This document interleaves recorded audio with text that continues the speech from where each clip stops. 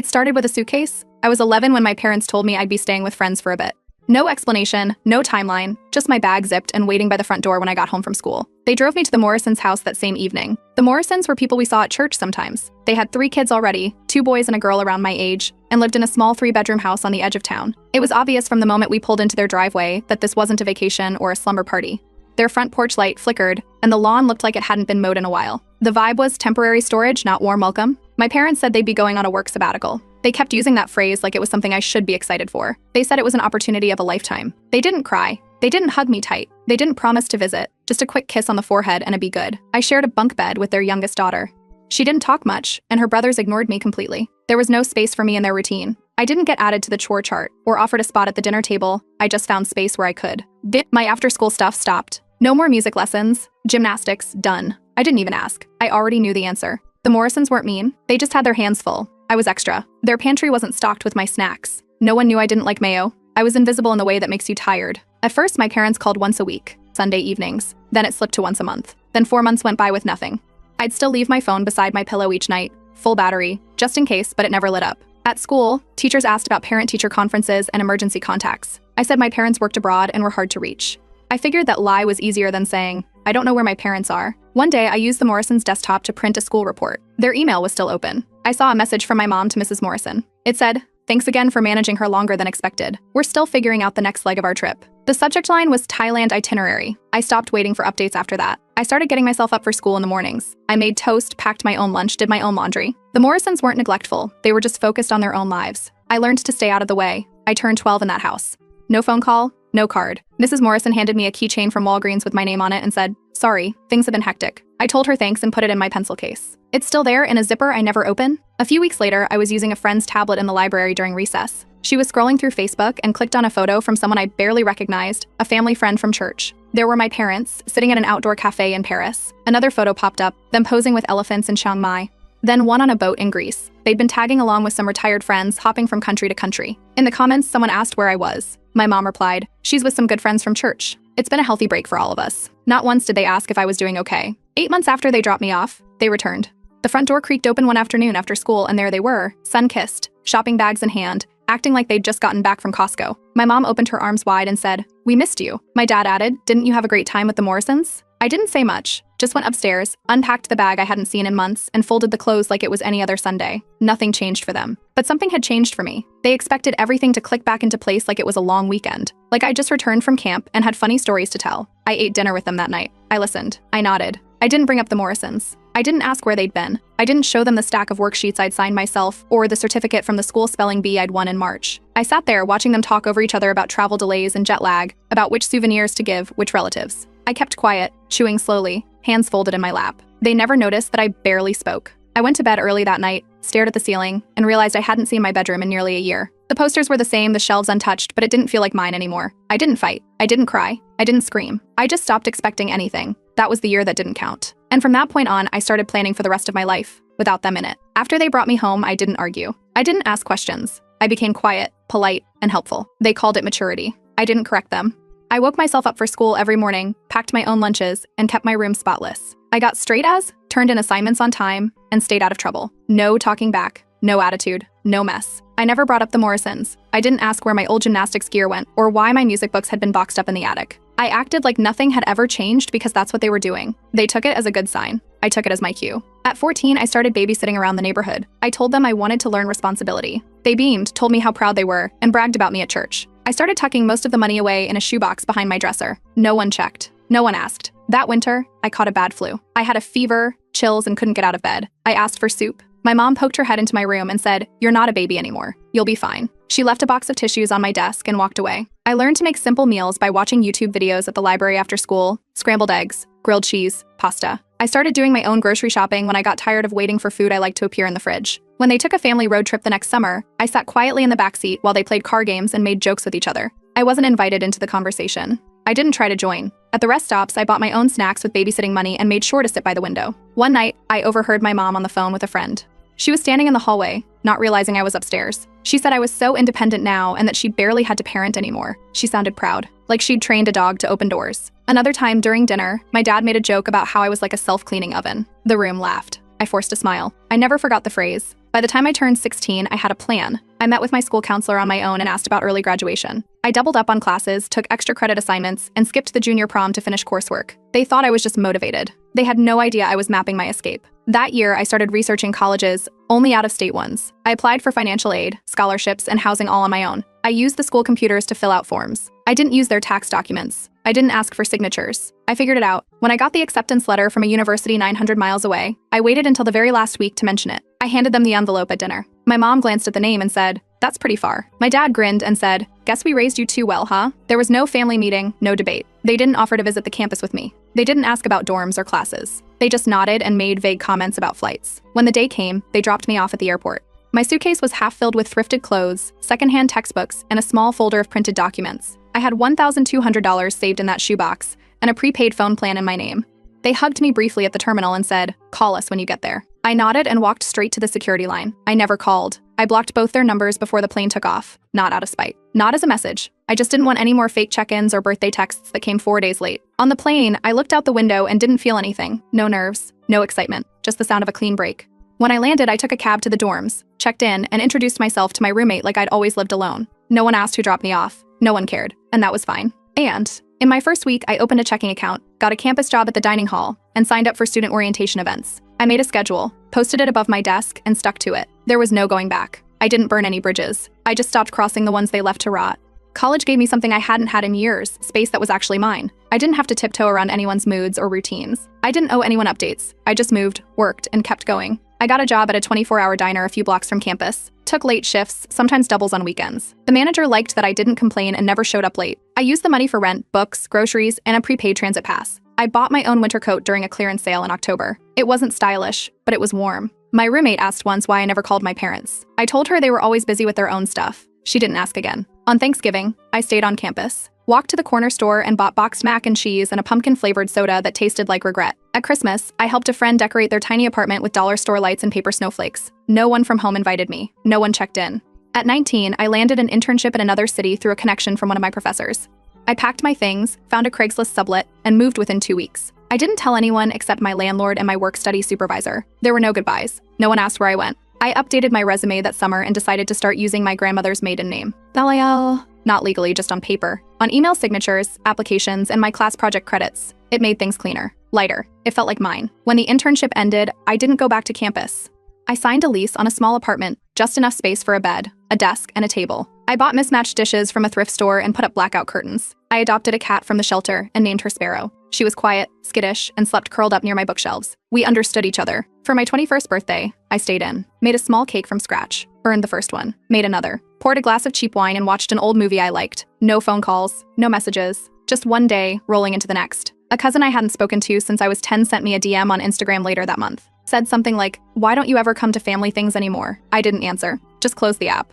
That same week, my dad sent me an email with the subject line, "Hey stranger." I didn't open it. I deleted it right away, emptied the trash, and muted the address. A few days later, a Christmas card arrived at my apartment. My name was written in my mom's handwriting on the envelope. Inside was a folded photo of my parents in matching sweaters beside a decorated tree. Their names were signed at the bottom in red ink. I wasn't in the photo. There was no message. They still didn't understand. They thought I was just busy, like they'd once been. I graduated at 22, with honors. My name was listed in the ceremony program. My photo went up on the wall in the department building. I wore the gown, stood in line, shook hands, and picked up my diploma folder. My boss at the diner sent me a bouquet of flowers. My roommate's parents mailed me a card. My parents weren't there, not because they weren't welcome, because they weren't informed. That summer, I found a therapist who worked on a sliding scale, paid for it out of pocket. I didn't go to talk about them. I went to understand how you could grow up in a house, sleep under the same roof, and still end up erased. After a few months, I stopped thinking of myself as estranged. That word made it sound like I'd been pushed out, but no one pushed. I just quietly stepped away, the same way they once had. No confrontation, no announcements. I wasn't a daughter anymore. Not legally, not emotionally.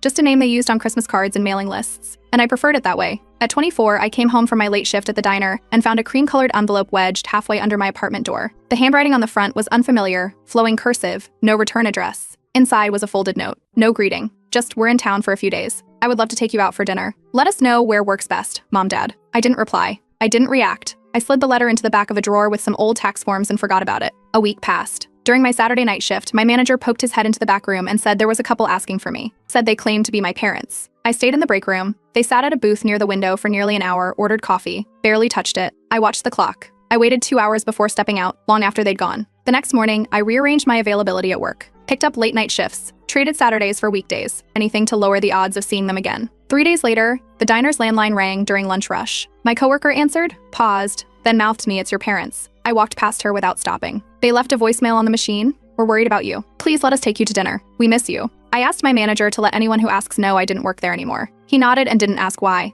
That week, I signed a lease for a small one-bedroom across town, month to month. No furniture except my mattress, a secondhand table, and a folding chair. I told my boss I was moving and updated my address with payroll. That was it. When I went back to clean out my old apartment, my neighbor stopped me in the hallway. She held up her phone, photo of a card taped to my door, white cardstock. Written in blue ink, "Will always be your home." I told her to throw it away. I unpacked that night with music on full volume. Boiled pasta in a scratched pot. Ate standing up by the sink. No flashbacks, no silence, just noise. A few days later, my cousin Nathan emailed me from his office address. Subject line, "Hey, everything okay?" I didn't answer. I hadn't seen him since I was 10, and he hadn't seen me when I was 12 and waiting for a birthday that never came. That weekend, I went to a hardware store and bought a fireproof safe. Small, lockable, heavy. I placed every card, every letter, and the new note from the door inside it. Not for memories, just for keeping them sealed. I didn't block them. I didn't tell anyone what happened. I just made sure that if they showed up again, I wouldn't be anywhere they recognized. And I didn't leave a forwarding address. At 26, I got a mass email from a cousin announcing her wedding. The message was simple. Save the date, location, RSVP link. I noticed I'd been CC'd along with half the extended family. Buried between names I hadn't seen in years were my parents. I ignored it for a few days. Then I scrolled back through and saw a personal line she'd added at the end. "Would love to reconnect. We missed you growing up." I replied, "Congratulations, I won't be attending.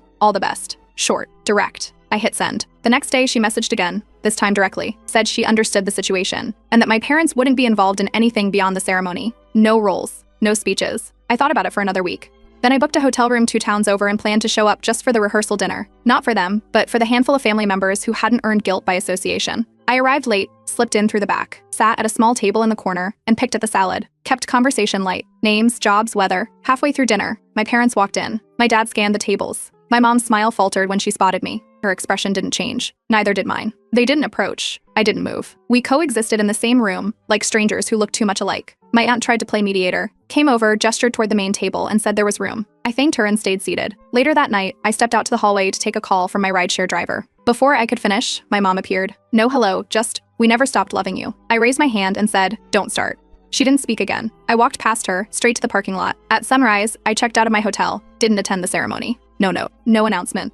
Just a long drive home with the GPS volume turned off. That week, I mailed a gift to the bride, boxed, wrapped, and shipped with tracking. Inside was a note, "Sorry I had to leave early. Wishing you peace." A few days later, I got a handwritten thank you card. No mention of my parents. No apology for the ambush. Just a clean, neutral message. I respected that. Back at my apartment, I opened the closet and pulled out a photo I hadn't touched in years. It was from a school play, me in a cardboard crown, front row. My mom had framed it and left it behind when she'd moved out of the old house. I didn't burn it. I didn't keep it. I placed it in a donation box with an old shoebox full of outdated notebooks, trinkets, and a single unused birthday card that still said from Mom and Dad. The donation truck came the next morning. I handed the box over and watched it disappear into the back without a second glance. Nothing else needed to be said. At 28, I got a letter in the mail from a law firm I didn't recognize. Plain envelope, typed label, generic return address. The letter inside was short, a request to get in touch regarding a family matter, with a case number and a phone number at the bottom. I left it on the counter for a week, then 2. After that, I folded it in half and stuffed it between takeout menus. By the 3rd week, curiosity edged in. I called, not the case contact, but the front desk line printed on the firm's website. When the receptionist picked up, I used a fake name. I asked if they could tell me anything about the file linked to the number in the letter. She paused, said something about power of attorney, mentioned emergency care, then asked if I was calling on behalf of a relative. I ended the call without answering. That night, an email landed in my inbox. The sender name was unfamiliar, no subject. The first line read, "Your father had had a heart attack. We're trying to reach family." I closed it, didn't reply, didn't delete it either. Just moved it to a folder I never checked. The next day, another envelope. This one handwritten, my aunt's name in the corner. Inside was a letter. Ink smudged near the edges like someone had written it quickly. She wrote that my dad was asking to see me, just once. That he might not have much time left. That I should please come home. I folded the letter neatly, slid it into its envelope, and carried it to the fireproof box where all the others lived. It joined the pile without ceremony. 2 weeks passed. No calls, no texts. Then another email arrived. This one sounded less urgent. Said my dad had made it through surgery and was recovering.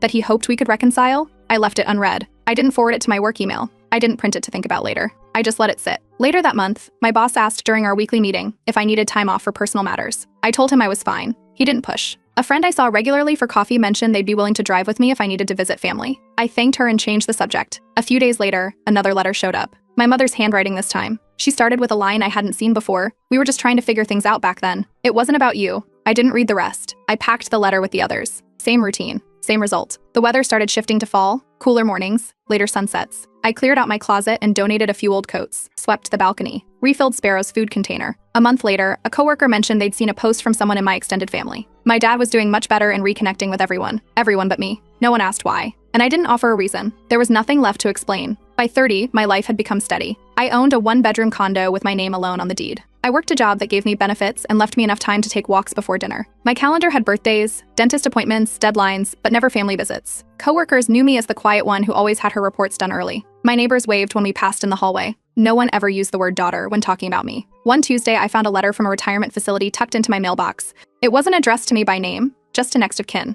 Inside was a brochure, an emergency contact form, and a page listing my parents as new residents. They'd listed me on their intake paperwork. My phone number, my name. The number hadn't changed since college. They just hadn't dialed it, until now, through someone else's office. I went to the facility the next day, walked into the front desk, showed the letter, and asked to speak to a coordinator. I didn't mention my relationship to them. I just asked to be removed from all forms, all future contact. She nodded and typed something into a system. No questions asked. Before I left, the coordinator said casually, "They seem like a charming couple." I thanked her and walked out without replying. A month later, my former boss retired and held a small dinner at his house. I went, brought a bottle of wine, and caught up with old coworkers. At the table, I was seated next to a woman who used to work in education. She introduced herself, asked where I was from, then paused. She repeated my last name, asked if I was Nancy's daughter. She said they'd been college roommates. I smiled and said, "Not anymore." That night, I went home and opened the fireproof box that had lived in my closet for years. Inside were every card, letter, and envelope my parents had ever sent. I took them out one by one and fed them through the shredder. No rush, just steady motions until the box was empty. Afterward, I opened every window in the condo and let the air move through. It was quiet except for Sparrow scratching at her bowl. 2 weeks later, I received a wedding invitation from a younger cousin I barely remembered. No assumptions, no mention of family ties. Just my name and a +1 space left blank. I went. The wedding was outdoors. Warm lights strung across the trees. The music soft. The people kind. No one asked about my parents. A few glanced at me like they were curious, but no one asked the question. When the bride and groom danced, I stood near the edge of the floor with a glass of champagne. I didn't belong there, but for once, I didn't feel like I needed to.